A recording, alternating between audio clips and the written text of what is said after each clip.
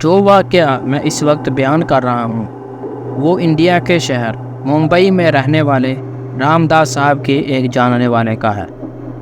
اس واقعے کی کچھ تفصیل میں رام داس صاحب کی زبانی آپ کو سناتا ہوں۔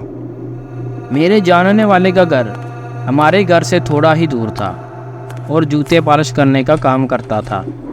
اس کا کوئی بھائی نہیں تھا اور والد بھی بیمار اور بوڑھا تھا، جس کی وجہ سے گھر کا سارا خرچ یہی چلاتا تھا۔ ہر مذہب میں موت کے بعد جسم کو وداع کرنے کے الگ الگ طریقے ہیں۔ مسلم اور کرسچن قبر بناتے ہیں جبکہ ہندو مردے کو جلاتے ہیں۔ مانا جاتا ہے کہ روح جسم تو چھوڑ دیتی ہے لیکن بعض دفعہ جسم کے پاس ہی رہنے لگ جاتی ہے۔ اب آگے کا واقعہ ہم رام داس صاحب کے جاننے والے کی زبانی سناتے ہیں۔ میرا نام مکیش ہے۔ میرے والد جو اکثر بیمار رہتے تھے، ایک دن اچانک ان کی موت ہو گئی۔ اس وقت میرے پاس اتنے بھی پیسے نہیں تھے کہ اپنے والد کی آخری رسومات اچھے سے ادا کر سکوں۔ غربت کی وجہ سے کوئی میرے ساتھ چلنے کو تیار نہ تھا۔ مشکل سے چند لوگ میرے ساتھ ارتھی اٹھا کر چلے، جو شمشان گھاٹ پر ارتھی کو پہنچاتے ہی واپس چلے گئے۔ جیسے تیسے کر کے میں نے والد کی آخری رسومات ادا کی، جس میں کب شام ہوئی اور شام سے رات پتہ ہی نہ چلا۔ میں اپنے والد کے بعد خود کو بہت زیادہ بے بس اور اکیلا محسوس کر رہا تھا اور سمجھ نہیں آ رہا تھا کہ میں آخر کیا کروں۔ اور اسی اداسی اور سوچ کے ساتھ میں شمشان گھاٹ کے گیٹ پر آ پہنچا کہ مجھے پیچھے سے کسی نے آواز لگائی، مکیشو، اور میں ایک دم رک گیا کیونکہ اس نام سے مجھے صرف والد صاحب ہی بلاتے تھے۔ جب کوئی نظر نہ آیا تو میں سمجھا کہ شاید میرے کان بج رہے ہیں کہ دوبارہ مجھے آواز سنائی دی، بیٹا مجھے پیاس لگی ہے، ذرا پانی پلا دو۔ میں نے ارد گرد دیکھا تو کوئی نظر نہ آیا تو دوبارہ شمشان گھاٹ کے گیٹ کی طرف چل پڑا، لیکن گیٹ جو چند لمحے پہلے کھلا تھا کوئی اسے تالا لگا گیا تھا، اور پورے شمشان گھاٹ کی باؤنڈری پر تار لگی ہوئی تھی جسے پار کرنا بہت مشکل تھا۔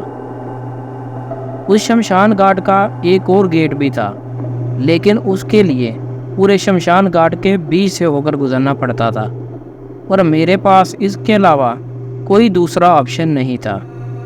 اندھیرے میں شمشان گھاٹ بڑا ڈراؤنا لگ رہا تھا۔ میں بڑا گھبرایا ہوا تھا اور جلدی جلدی سے یہاں سے نکلنا چاہتا تھا، لیکن ابھی میں کچھ دور چلا تھا کہ میں نے دیکھا کہ ایک آدمی اپنے گھٹنوں میں سر دیے بیٹھا ہے۔ یہ آدمی اس وقت یہاں کیا کر رہا ہے؟ یہ سوچ کر میں نے اسے آواز دی، لیکن اس نے کوئی جواب نہ دیا، تو میں نے اس کے کندھے پر ہاتھ رکھا۔ اس آدمی نے اپنا سر اوپر اٹھایا۔ اس آدمی کا چہرہ بے حد بھیانک تھا اور وہ اپنی لال آنکھوں سے غصے میں مجھے گھورنے لگا، تو میں اس کو دیکھتے ہی زور سے چیخا اور گیٹ کی طرف دوڑ لگا دی۔ بھاگتے ہوئے بھی اس آدمی کا بھیانک چہرہ میری آنکھوں کے سامنے گھوم رہا تھا۔ بھاگتے بھاگتے تھک گیا تو ایک درخت کے ساتھ ٹیک لگا کر بیٹھ گیا۔ اس وقت ایک قدم بھی مزید چلنے کی ہمت مجھ میں نہیں تھی۔ تبھی کچھ ہی پلوں میں گہرا کوہرا پھیلنے لگا۔ وہ کوہرا دیکھتے ہی دیکھتے اتنا گہرا ہو گیا کہ مجھے کچھ دکھائی نہیں دے رہا تھا، اور پھر اس کوہرے میں سے مجھے ایک عورت کی پرچھائی دکھائی دی، اور پھر اس سے پہلے کہ میں کچھ سمجھ سکتا ایک بچہ بھی سامنے آ گیا جو اس عورت کے پیچھے بھاگ رہا تھا۔ تب ہی وہ عورت میرے پاس آ کر رک گئی۔ میرے دل کی دھڑکنیں تیز ہونے لگیں۔